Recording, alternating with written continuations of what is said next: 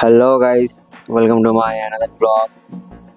আশা করি আপনারা সবাই ভালো আছেন এবং আমি অনেকটা ভালো আছি। আজকে বের হয়েছি রাতে, এখন বাজে হয়তো 10টা বা তারও বেশি। আজকে যাব বালাজিঘাটে।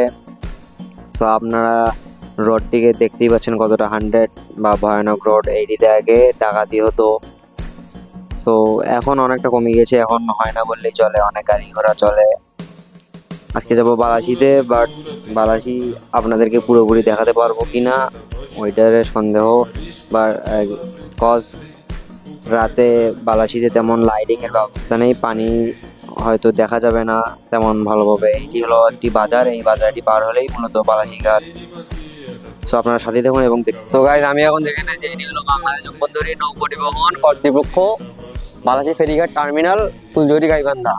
ভিতরে যে জায়গাটিতে আছে এইটা প্রথমে উন্মুক্ত ছিল, এখন জনসাধারণের প্রবেশ নিষেধ। পাশেই আছে আমাদের বালাসি ফেরিঘাট, এখন আমরা সেখানে যাব।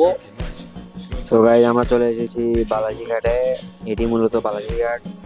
রাতে বেশি কিছুই বোঝা যাবে না, আমি একদিন দিনে এসে একটি ছোট ব্লগ করে আপনাদেরকে দেখাবো নি। সো কিছুই বোঝা যাচ্ছে না বলতে গেলে, শুধু এইটি হলো আপনাদের ঘাট।